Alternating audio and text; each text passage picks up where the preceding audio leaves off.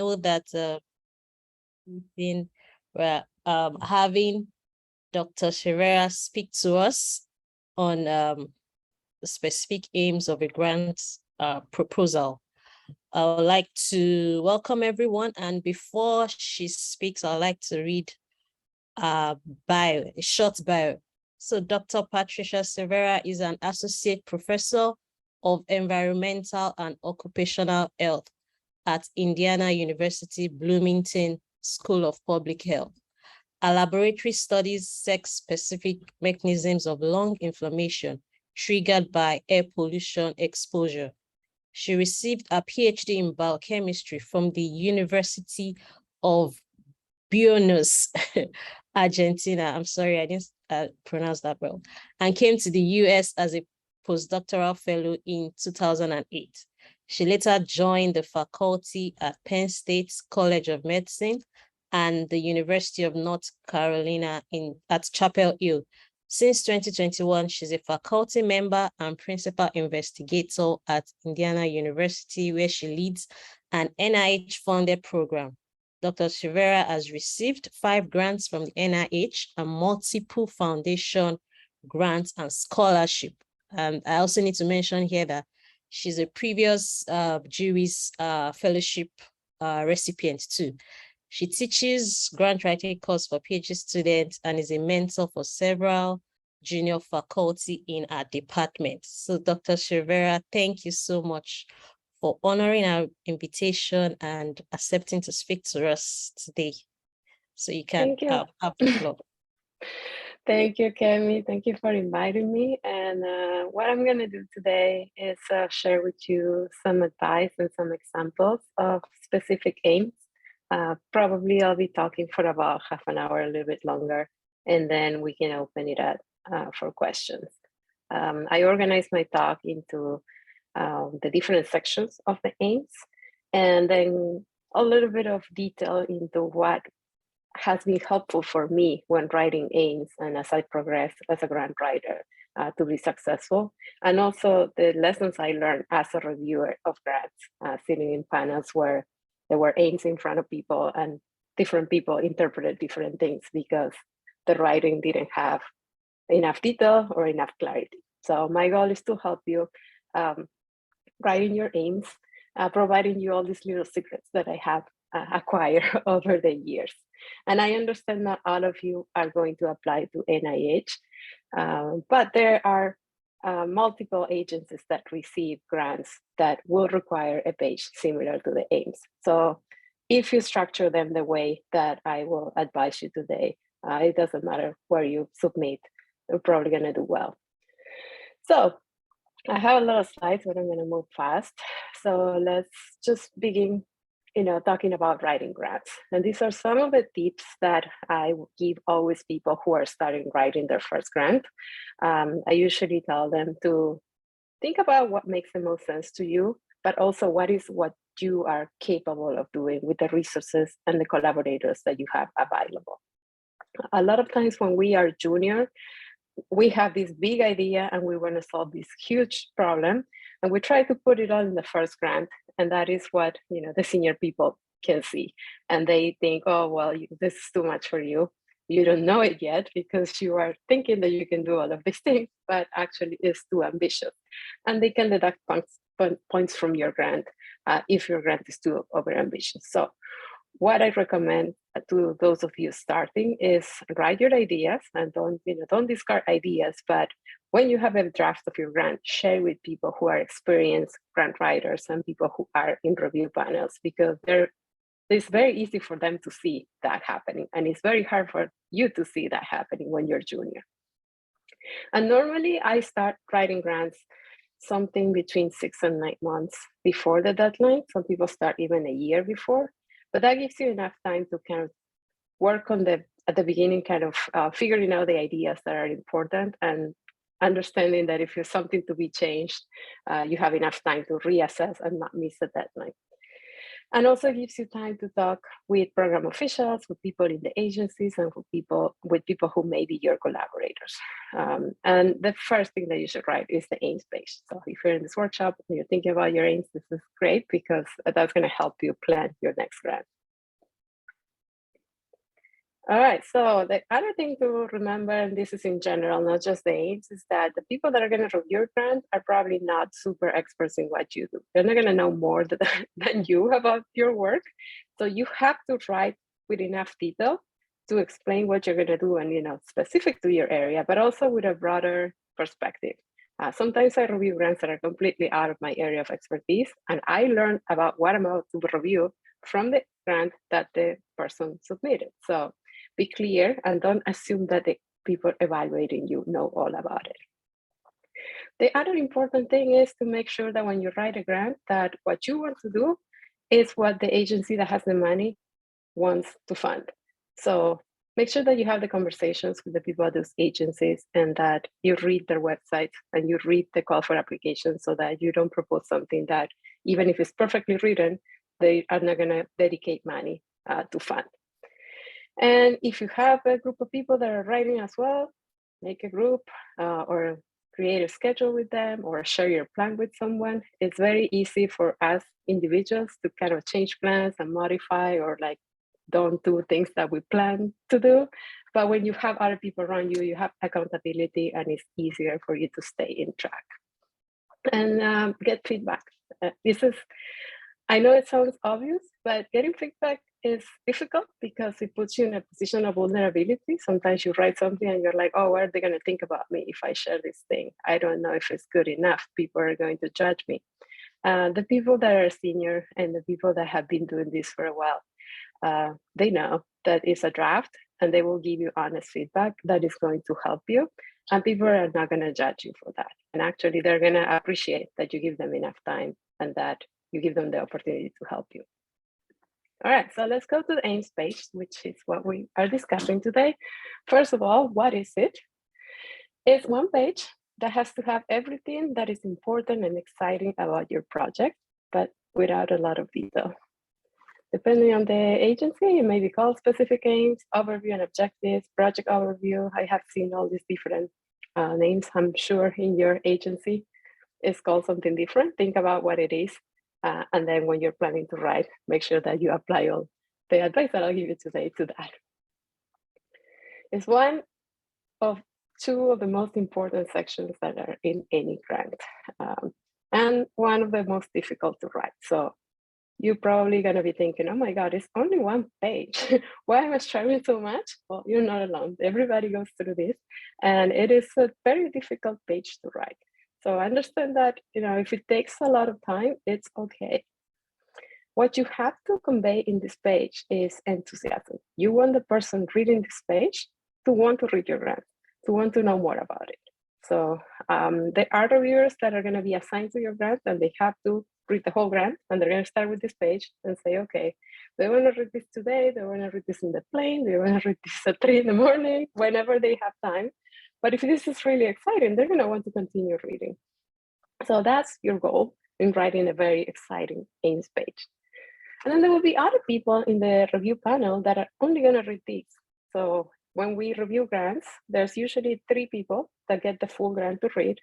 But everybody else, even though they have access to the grant, they are assigned to different grants. So they only get to know about your grant by reading this page and by listening to what the other reviewers say.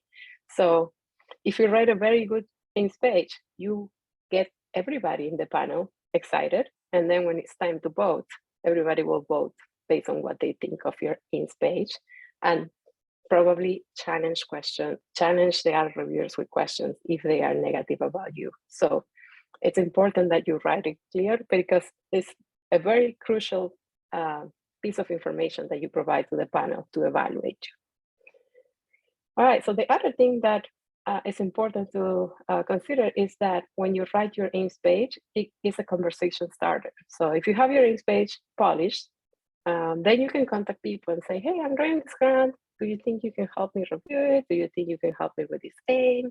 Do you know anybody that I can consult with? Or do you know any proposals, applications, or any agencies that are funding this type of work. So now people know from your one pager, what are you about to do? And then they can help you find the money that you need to do your grant. All right, so this is a diagram of an AIM page.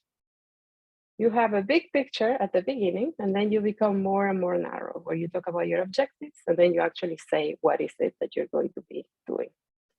The flow of this information has to be logic and compelling. Right? You have to present the idea from big to small. Right? So think about what is the big picture, and that's going to go in your first paragraph. And then you go into the details.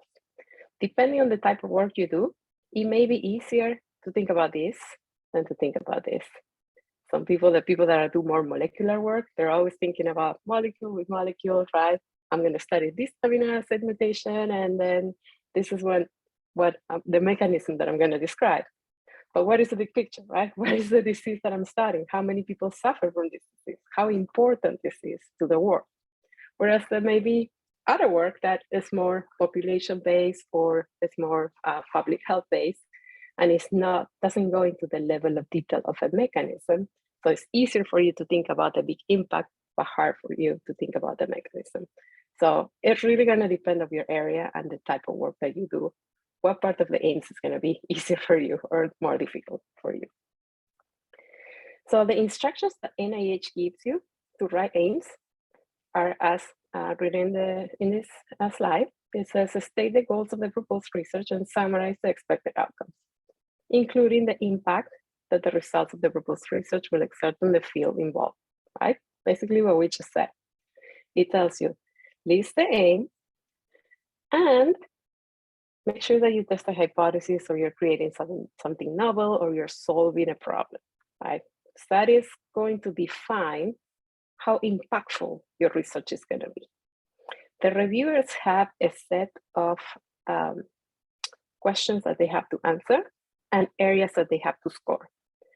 They score your grant into how significant it is, how innovative it is, what's the approach, the investigators, and the environment. But they also have to give an overall score, which is not the average of the other scores. It's the score that says how impactful your project will be. It's called the impact score. The example that somebody gave me once, and I actually got this concept, was the following. There was this beautiful grant, perfectly written. The investigators were all rock stars. All the experiments were perfectly designed with clear hypotheses, with power calculations, with everything. They had all the environment, so all the scores were fine. Now, this project was about what happens in the body when there's a volcanic eruption, right? How often does that happen, right? It's an event that is not very frequent. So the impact of this grant is not as big because the need is not as big as it is, for example, if we're studying the current pandemic, right? So when you write your grant, you have to think about writing it well, being very rigorous with your research, but also making sure that what you're studying matters and that you communicate that very efficiently to the agency when you're writing this page. All right, so the structure of the aims page that I follow and that a lot of people that are successful follow is the following. Usually you have 2 intro paragraphs, and I'm going to tell you what we put in each of them. Then we state the hypothesis, usually at the end of the second paragraph. And then we put 2 or 3 specific aims. Depending on the type of grant, if the grant is a lot of money, people put 3 aims, sometimes they put 4, but I've never seen a grant that had more than 4 aims that was successfully reviewed. One of my former mentors told me that his first grant he wrote, because he didn't have anybody to help him, he put 10 specific aims. And he's like, clearly I didn't get that grant. And I learned the lesson that, most people put between 2 and 3. And it's not that NIH or the funders don't like more aims. It's that usually with the amount of money that you can acquire in these types of grants, it is very hard to do more than those aims. And with the amount of time that you have to do those grants. So between 2 and 3 aims is normal. And I would say if it's a small project grant like an R21, 2 aims is the norm. But ask people who have written a similar grant than the one that you're writing and say, hey, how many aims do people normally do this? Put in this. So, get an idea so that you're not the outlier and people get distracted by that. And then at the end of the page, I put a sentence where I say the impact of my application. And that has usually helped me do better, but it's not mandatory. And none of this is mandatory. This is how the people that are successful usually write their grants like. Okay, so the necessary elements for the aims page is a clear statement of what is the problem that you're investigating, how significant this is. You give a little bit of background. You have to say why is it new or innovative, what are you going to do, and hypothesis. So all of that will be perfectly incorporated, but you only have one page. So let's see how we incorporate all of that there. Regarding format, before I go into the details, I usually like to give some space in between the paragraphs.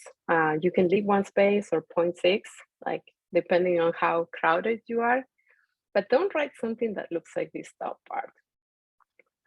Because you want to make sure that your reviewers understand what you're writing.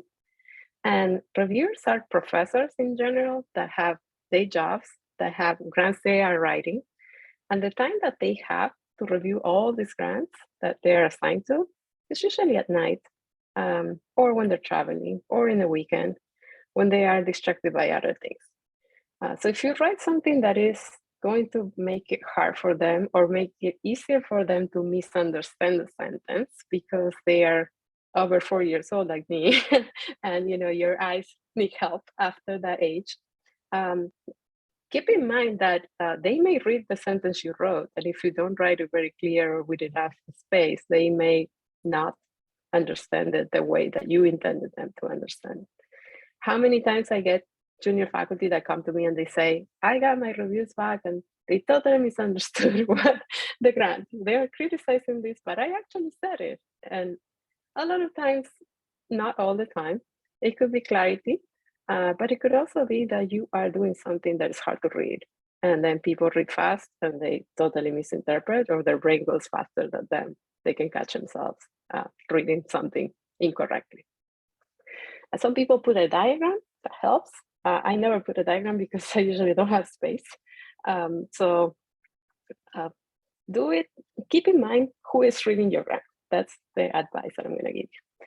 I see comment in the chat. I'm going to open it and see if there's any.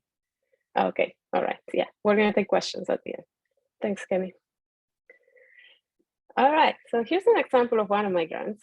This is my current R01. It's a 4-year grant. I submitted it to NIH and it got funded on the first round. It's a basic science, goes on animal studies. I'm going to use this grant as an example like later in the presentation, so we'll get to read it. But it builds off a prior study that I did also with the same agency. But this is just to show you how I leave space. See, I don't use crowded font, and I kind of give a break to the reviewer.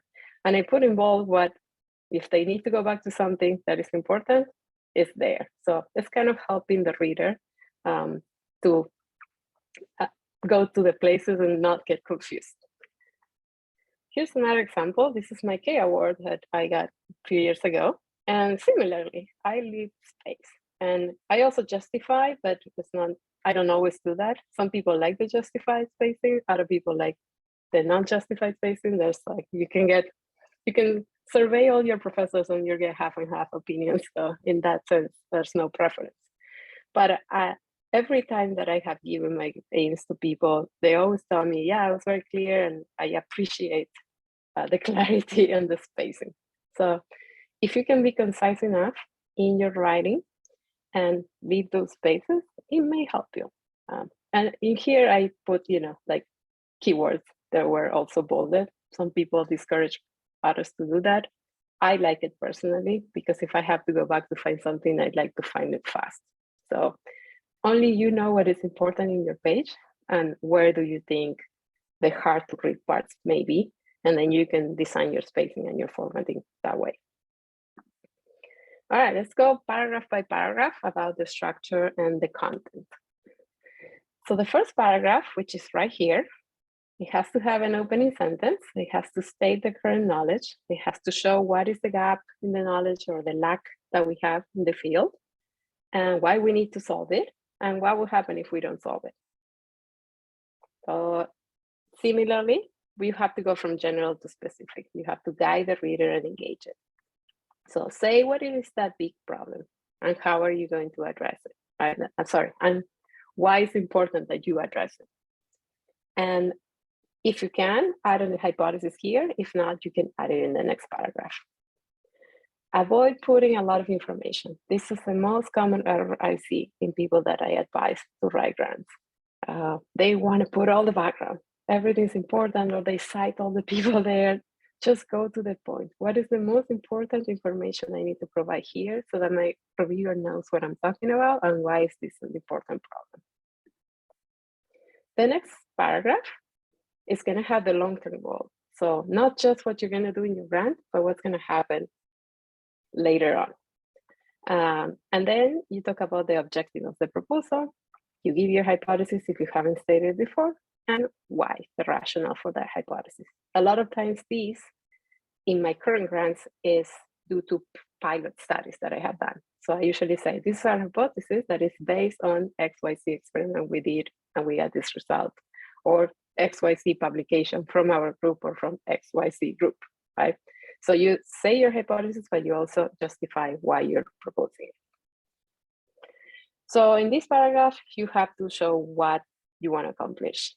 Yeah. So usually I give openers like, the goal of this proposal is, or in this proposal, we aim to blah, blah, blah. So open it, the sentence, saying, I'm about to tell you the goal.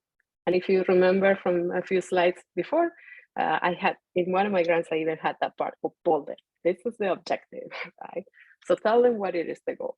Because your reviewer will have to say that in the review meeting. They will have to communicate that to the rest of the reviewers. So if you make it easy for them, they're going to love you.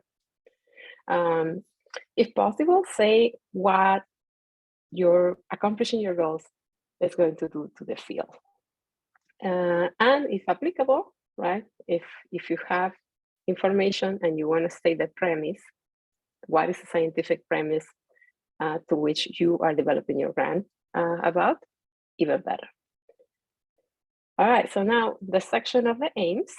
Some people, including me, put the title of the aim, and then we describe very succinctly what's going to happen in that aim.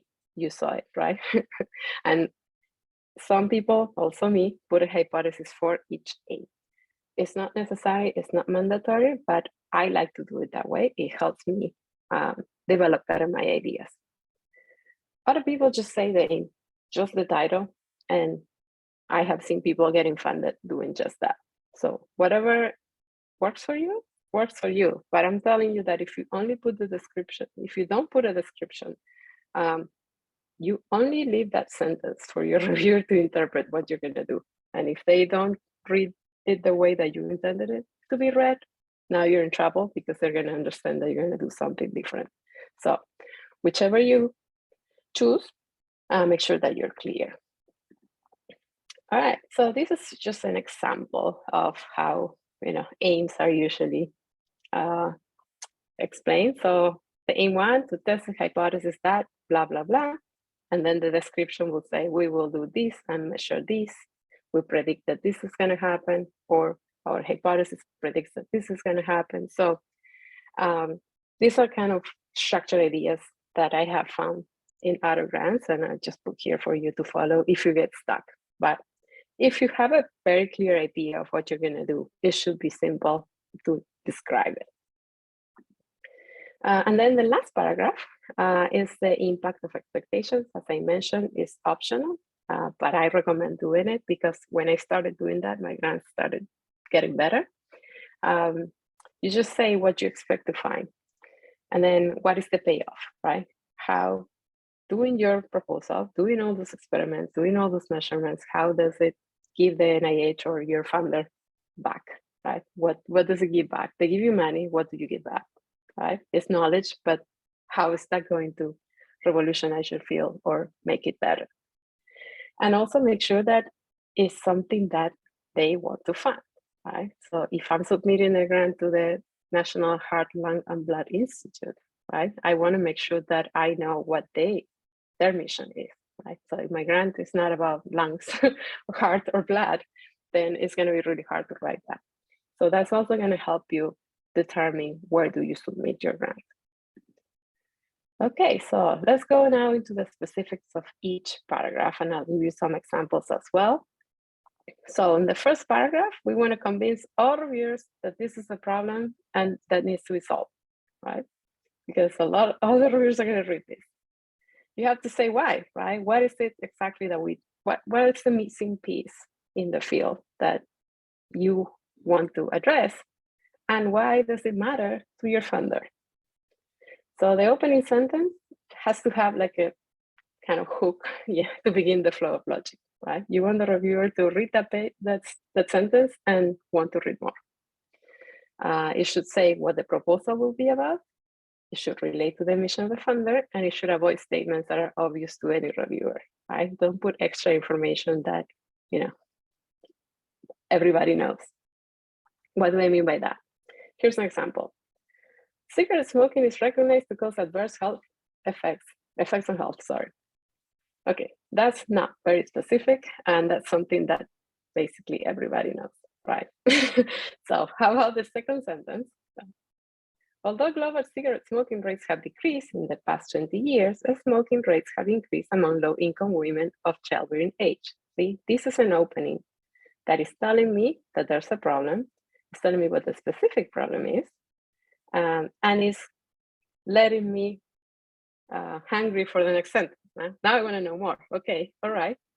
Smoking has decreased, but there's this group that is smoking more. So what, right? So this is a good opening sentence. The first one, I read that and I can leave the grant as it is, and I didn't gain anything, and it doesn't really call me to keep reading. So that's what I mean by hooking that the reviewer and giving the information and stating that there's a problem. So you have to educate the reviewer on what's important, just what's important. You have to bring the reviewer up to speed with the current state of the field. So what that second sentence did, telling about the specific subpopulation of people who are smokers. And then it has to provide the conceptual framework or scientific premise. So here's the next part of that first paragraph. So here's this first sentence that I already read. And now the second sentence says, what remains unknown are predictors of smoking relapse in this population. Thus, there is a critical need to identify the factors associated with cigarette smoking recidivism among low-income new mothers shortly after giving birth. So I'm saying the problem in the first sentence, and I'm saying what we don't know and what we need to solve in order to solve this problem. So after reading this first paragraph, it must be clear to the reviewer that there is an important problem to solve and that there is a gap in our knowledge that you are going to answer. If there's no gap or lack of knowledge or lack of something that you're going to address in the grant, it doesn't make any sense to write this grant. So make sure that it's clear in this page that you are going to fix this missing piece with the tools that you have available.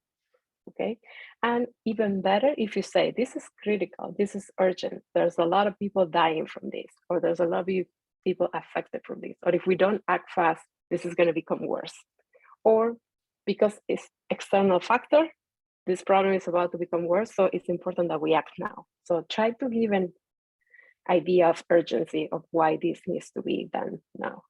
Okay, all right, and then if you have space, and if you can, even better, you can say, this is why your agency should act on this. Right? So you write a paragraph that has all these components, your reviewer now wants to read, okay, how are you going to solve this issue? That is super important. I'm interested.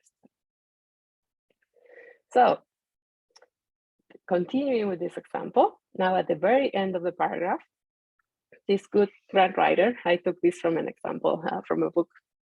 He says, in the absence of such knowledge, the development of an effective intervention strategies to help decrease smoking-related health risks within this underserved population would likely remain difficult. So in a way, I'm telling you here, there are new mothers smoking, right, of this particular population. We don't know why they're doing it. It's important that we identify it, because that way, if we don't do that, we're not going to be able to catch them later. Like, this is going to become a bigger problem if we don't address it early. Okay, so this is a great opening or first paragraph of a grant. And you have the example. Okay, so I gave you examples of the grants that I have written. I'm not going to go into reading every detail because you're going to have my slides and you can read that. But basically, I introduced the problem. What is asthma? Who is affected by asthma? How the environment makes your asthma worse? And what are these physiological factors that are making asthma worse in a particular population? And what we don't know. We don't know anything about these mechanisms because all the work that has been done using male animals. So this gap in our knowledge of the mechanisms is putting a critical barrier for us to develop effective interventions for women with asthma. So this is how I opened the grant that I currently have. So it doesn't have to be super specific, but it has to say, here's the problem, this is why it's important, and if we don't fix this, this is why things are going to continue to be bad. And in this case, this is the example of the opening of my K award. I'm talking about air pollution, particularly air pollution by ozone, and why we don't know how is it that it affects women more than it affects men. So it's a very similar topic. And this is what I wrote when I was a junior faculty, like very, very early in my career. But I'm explaining, why is it that, what is the problem and why is it important and what will happen if we don't solve it. So read them when you have time later. What you should avoid writing in your first paragraph is something very general and obvious, or something that is not specific enough. For example, if you start your grant saying, little research has been done in X, so what? Maybe it's not important. So that's why there's been very little research done, right? So instead of saying, there's not a lot about this, so I'm going to study more, use the specific advice that I gave you earlier. Here's another bad sentence. No one has studied the effect of whatever, or relatively few studies have been around whatever. So there is a need to study it because nobody studied it. Avoid doing those things because the reviewer is like, yeah, well, I don't care. Why should I care? Right? Make sure that you show them why is it important. All right, and then these are just examples of sentences that I have seen in grants and didn't get me excited. All right, so finally check that your first paragraph has all these things: an opening sentence, the current knowledge, what is the gap, the statement of need, and what are the consequences of not meeting the need. If by the end of this paragraph you have not convinced every reviewer that there is a significant problem or need, it will be really difficult to convince reviewers of the importance of what is the solution you're about to tell them. So they're probably not going to want to read the rest of the aims, or they're not going to be as excited because they're like, well, here's a bunch of experiments that I don't know where they're being done, or I don't see why they're being done. So make sure that this first paragraph is very clear and states the problem and states the need. All right, now that you stated your need very effectively, let's move on to the second paragraph. In this paragraph, you have to convince the reviewers that you and your team have the solution to this problem or the fix to this need. This has to be sound and realistic for someone at your stage, right? You can't cure cancer in your first year as a faculty member, right? But you can help identify a new pathway or characterize a new pathway that may help in the future cure cancer. So make sure that it is realistic. Include a long-term goal because you're going to propose something that is probably small, but give it in the context of the big picture. If we address this mechanism, or if we identify this thing, then this is going to help us in the future to do something bigger or to solve the issue at a larger scale. And also try to make it align with the mission of your funder. Okay, here's two examples, a bad and a good. Bad example, the long-term goal is to eliminate illness and death related to tobacco use. Okay. Second one, the good one, the long-term goal is to identify the critical factors that predict tobacco use so that improved strategies can be developed to reduce tobacco-related morbidity and mortality. See? So the first sentence is not specific and it's not clear. It's like, oh, I'm going to cure all the disease.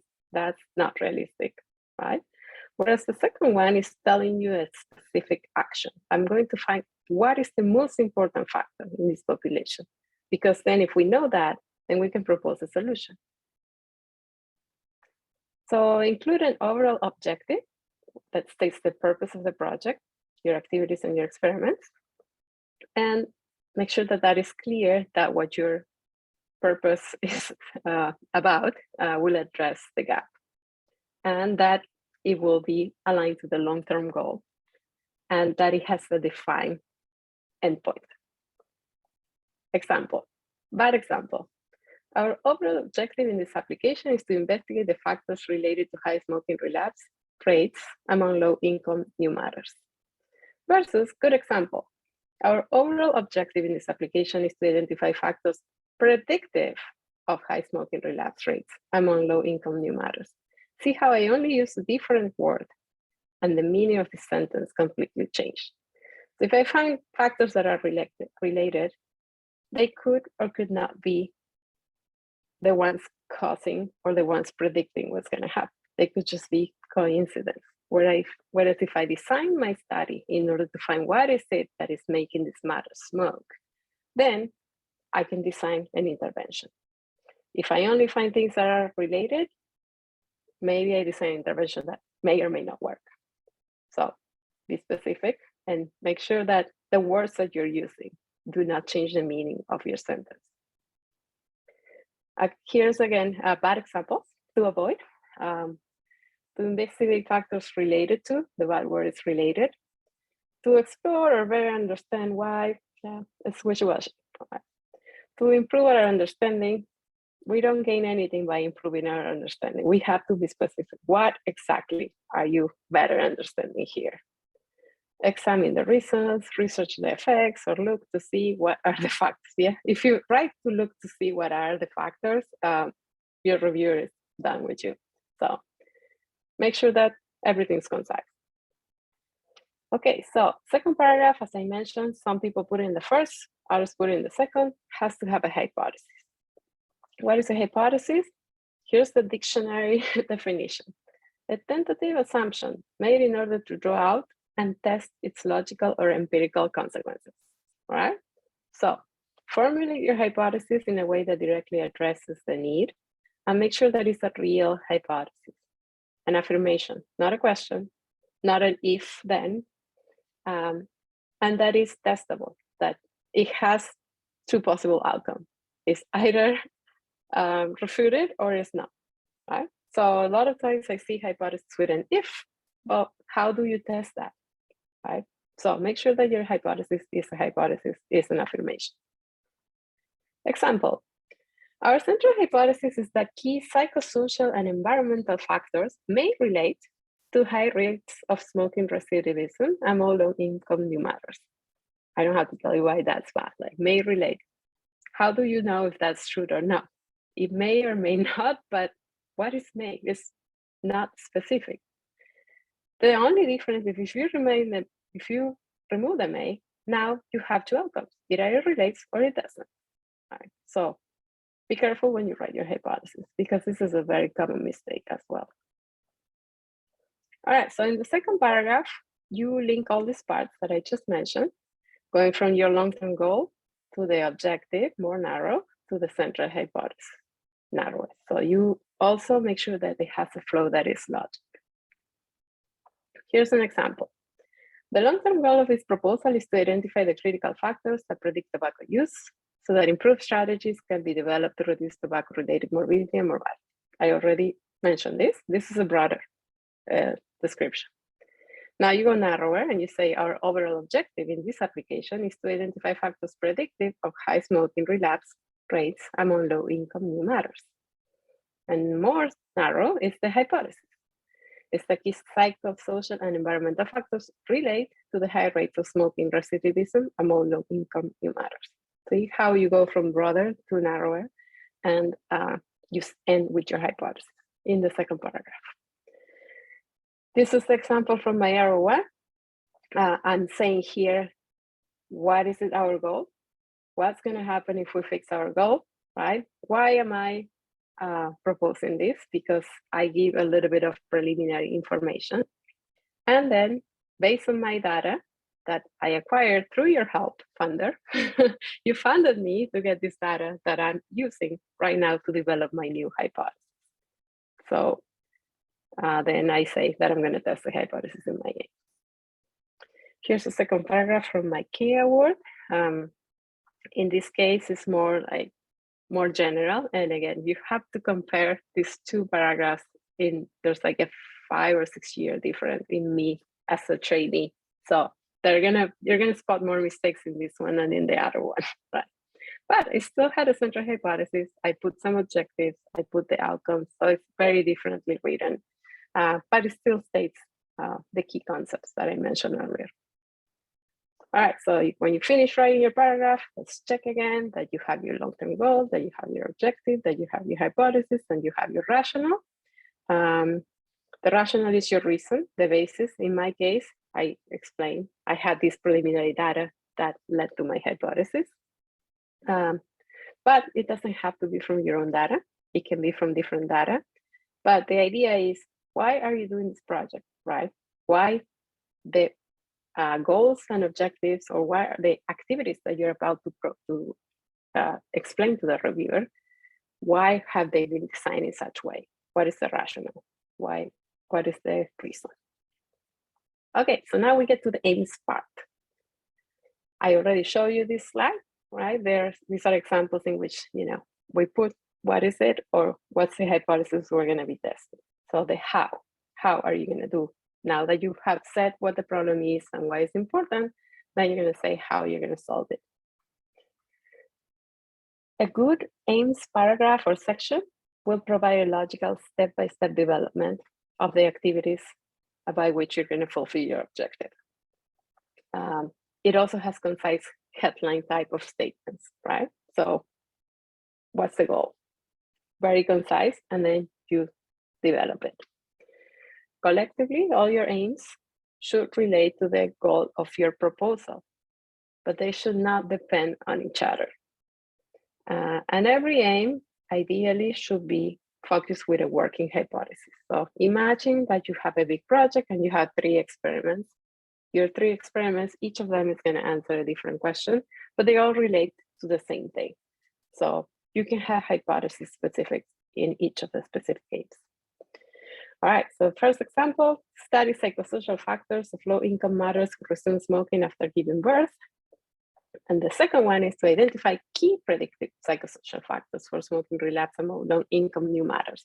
So the difference between these two is that one is more general and the other one is more specific. So make sure that you connect these things, that they are independent and they're what we call SMART, that they're specific, that you can measure them, that you can achieve them, that they're realistic, and they are time-bound. Here are my aims, an example from my R1 and from my K award. I just leave them there for you to read because I don't want to run out of time. And let's talk about the last paragraph, and then we can finish. So this last paragraph, as I said, is optional but recommended. It will tell the reviewers what is the return of investment, and it should relate to the mission of the agency and conclude with something positive. What's a good thing that we're gonna get out of this? Here's my last paragraph of my last grant. The results from this study will provide mechanistic information on the role of semen sex hormones in asthma. This proposal is well aligned with the research priorities of the funder by investigating, and I'm basically just listing the strategic plan, goal number 1, of the women's health research. So I'm telling them the grant that I'm about to do is relating to what you said you want to accomplish in your next 5 years by doing X, Y, Z. So that's a perfect, that's a good, I'm not going to say perfect, I wrote it, but it's a good example of a last paragraph. All right, final thoughts, and then we go to questions. Your aims should look like this. What is the problem? What is it that we don't know? Why we have to do it? What's the objective of your grant? The hypothesis of your grant, your aims, and what you hope to accomplish, and why does it relate to your objective? So I got this from a grant writing workshop I took, and it's a beautiful slide. All right, so your tips for success: start earlier, get feedback. The more people give you feedback, the better. Read other people's aims. A lot of times people, if you give your aims to others, they will want feedback. Give feedback to others, they give you back. I gave you some list of questions that Kemi is going to send you that you can send along your grant. And then if they answer those questions, you'll see what they got from it. So then you can see if you need to restructure or rewrite some sentence. And join writing club or create your own. I meet with people 1 hour on Zoom sometimes, and we each write our own grant. So just save some time and hang out with your friends, and good luck. Here are the questions. I put them here in case Kemi didn't send you the others, but see, these are questions that you want to send to some people and say, okay, here are my aims. Can you answer this question? And if they all answer it the way that you intended it, perfect. If everybody answers something different, maybe you want to restructure the way that you're writing. All right, so thank you for your attention, and happy writing. And I'll be happy to answer any questions. Thank you very much, Dr. Silveyra. That was detailed, very detailed, and thank you for the presentation. So it's time to get to go on to questions. So if you have a question, you can decide to raise your hand, unmute, and speak, or you can put your questions in the chat box if you want. Yes, she's sharing her slides. She'll be sharing her slides with us. So before while we wait for other questions, I have a question here. So what do you think about using statistics, as an opening of, some people write, oh, maybe so many people are dying, so number of people are dying of this and that. So what do you think about that, using that as an opening in the summary page of the specific aims? It really depends on what you're studying, but it's very helpful, especially when you're studying something that is not known. I mean, a lot of people know that cancer is high prevalence in the world, but there are diseases that not all reviewers are going to know how prevalent they are. So you can say this percentage of the population, or this many people, or this vulnerable population, or this understudied population. So yes, statistics help, especially when they are informative. Where it doesn't help is when it's something that is very obvious, right? So if you're studying something that affects a lot of people, or everybody knows affects a lot of people, you may want to save space to dedicate to the things that are probably going to excite the reviewer. So I'm not opposed to using them. I usually use the statistics. I think in one of my examples, there was one where I was telling how many women and how many men were affected by asthma, because not everybody knows that there's a sex difference. So saying, okay, there's this many women, and then there's also 40% of women with asthma suffer from premenstrual asthma. Nobody knows that except me, right? Or the people that work in my field. So if I'm going to be talking about hormones and asthma, I have to tell the reviewer in the first paragraph that. Okay. Okay, you're raising your hand. Can you unmute? Okay. So thank you so much for a very well detailed and informative presentation. I just want to ask that, what's the difference between the background of or scope of the study and the first paragraph in a specific aims page? Are they the same? If they are not, how do they differ? Kind of. Yeah, So some agencies will ask you for aims and also the significance and background. So the aims are usually a one-pager that is gonna be placed at the beginning of every grant. Some grants don't require it. So it's different from the background section because the background section is usually a couple of pages. And in that one, you usually provide more detailed information.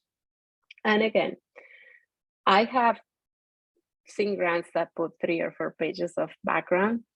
Reviewers usually skim through it. They just want to know what's important. So if you can summarize that in 1 or 2 pages, it's better. Just make sure that you tell the reviewer what's important to know that is not obvious to them, so that they can evaluate your plan and they can see if your plan makes sense.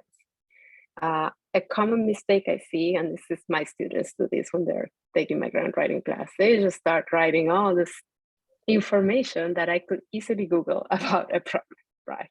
So don't tell me all this info that I don't need or info that is not related to the grant, right?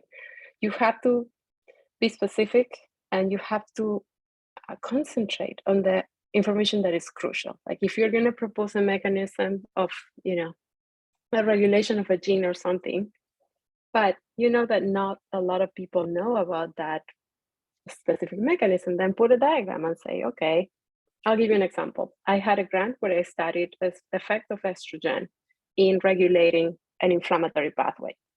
What I did is I put a graph saying, okay, estrogen acts through these 3 different pathways, through the receptors, the membrane-bound receptor, the intracellular receptor, and the combination of the 2. So there's the canonical and the non-canonical pathway. I put a diagram and I said, there are all these different things that estrogen can do.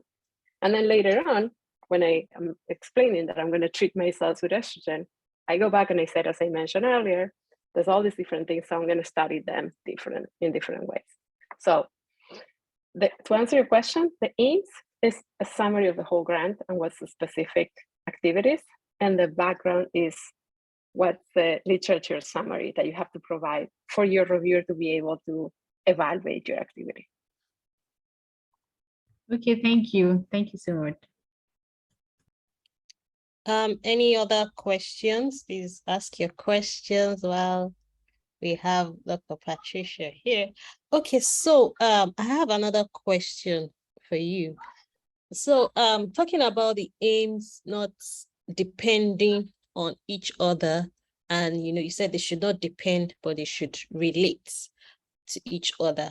So in a case where where you have people that maybe need to collect samples and the other aims depend on getting those samples, so it's that kind of thing, depending on each other, the kind of aim. Probably you have a particular aim to recruit and probably get samples from humans, and then the others depend on doing that work. So how do you frame that? Right, so it's really an art to write that, but in your specific case, if you know how many patients you expect to recruit, then your aims can be all about measuring different things in the same patient population. That doesn't mean they are dependent. What I mean by being dependent is, for example, I'll give you an example of a grant I wrote that got rejected. I said, I want to study sex differences in this mechanism, like interleukin-6 activation, right? And I said, okay, first aim, we're going to compare males and females and see if there's sex difference. Second aim, we're going to study those differences. So what happens if I don't find any difference in the first aim? How do I do the second one? That's an example of aims that they're doing different things, but like if the one fails, how am I going to continue, right? So your hypothesis should be independent of each other. They should all together answer a common question, but it shouldn't be something that you need to learn first in order to do the second thing to learn, okay? So in the case of you and the patients, you should have a plan or an expectation of how many patients you're going to recruit, but your first aim shouldn't be recruit patients. The first aim should be characterize whatever thing from these patients, and the second aim is also from the blood that we're going to collect, we're going to measure these other things and answer this hypothesis. Thank you very much. So my last question is on so over here people have this fear that if they share their grants with people, maybe people are going to steal their ideas, you know, things like that. So sometimes over here some people don't want to share their grants with people. So how do we undo that? What's your Yeah. advice? Well, my advice is like, you know, you should be able to trust people. So I wouldn't cold email someone I don't know and I know it's a potential competitor like Grant. And so usually you try to build communities like this one where you trust each other, where you know your goal is to help each other. And then you do have an understanding that ideas are going to be shared and they're going to be respected. Usually, the moments in which I have shared grants with others and others have shared with me, it was a common sharing. Like it wasn't people giving me the grants and I'm not giving anything back. It's usually I send you my aims, you send me yours. But in general, it's just the aims page. And I don't know. I mean, I know people steal ideas from others, but if you share your idea with a lot of people and then somebody else puts your idea, it's going to look very bad on them. So I'm not sure how that plays out. But yeah, definitely be careful, especially when you're junior, and know who are the people that are likely to do that to you and stay away from them.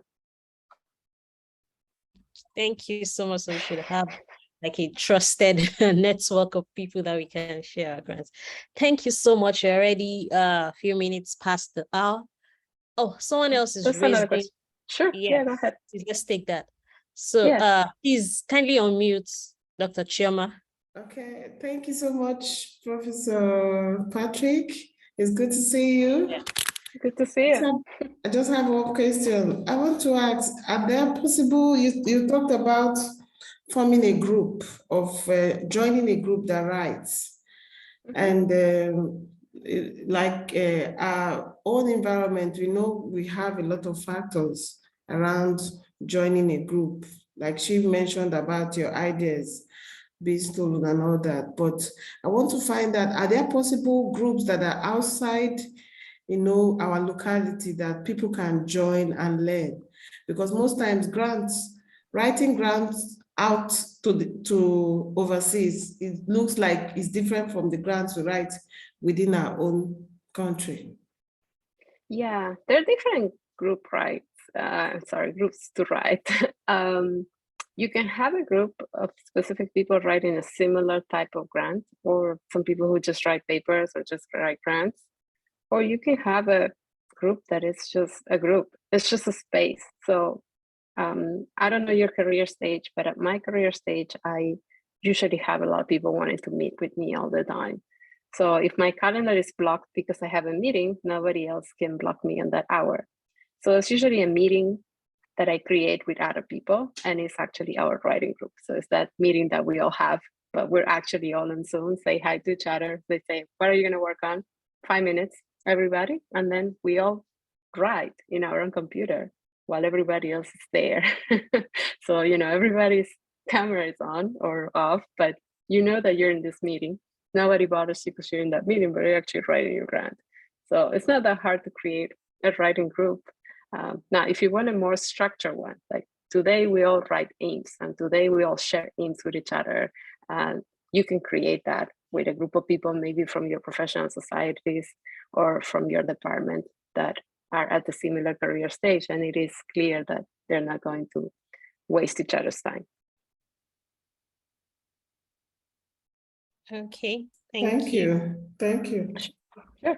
Yeah, thank you so much. So I think we have come to the end of this talk.